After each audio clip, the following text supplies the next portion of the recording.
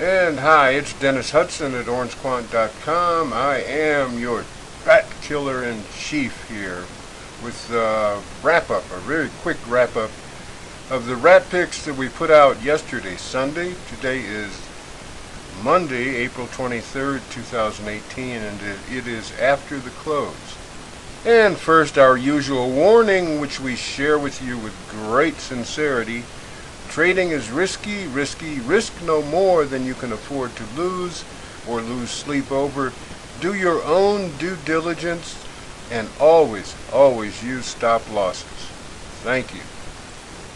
Alright, in yesterday's video on Sunday we put out a basket of 3 rat picks, and we'd explained the theory behind it and blah blah blah, so on and so forth, that we thought we could kind of get away with that. Well, we did get away with it. It wasn't as successful as I would have liked, but it did work out. And here are the results based on the Friday close versus the high today on Monday.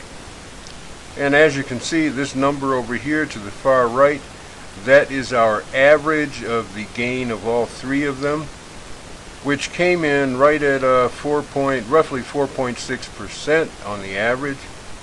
Individually, and I've got these numbers out of order here, sorry about that, we weren't trying to be artistically perfect. The individual numbers were that VTVT came in just over 10%, and let's see, Galt was the lowest one at roughly 1.2%, and VXRT handed in 2.25%. So you average those out, as our system automatically did with our little gadget there. You come up with 4.57%. Now, is that anything to write home about? I mean, it's not terribly exciting, but it's useful for compounding purposes. In truth, probably in the time it would have taken you to get out of the trade, and considering the spread, you probably would have lost a percentage point. So instead of 4.6%, maybe you'd have turned in 3.6%. But from the standpoint of the whole idea, or part of the idea, of basket trading to mitigate risk, this was a success.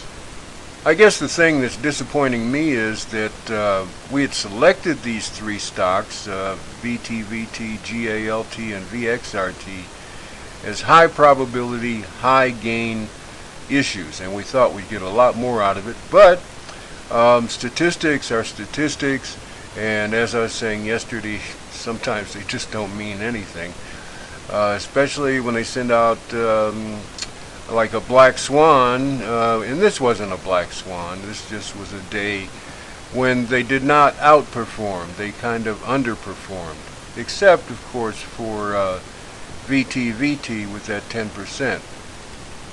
In terms of ease of trading, I did paper trade this morning. I told you I'd always tell you if I got into a stock or not. I was not in these, but I got up and I paper traded them from the opening bell.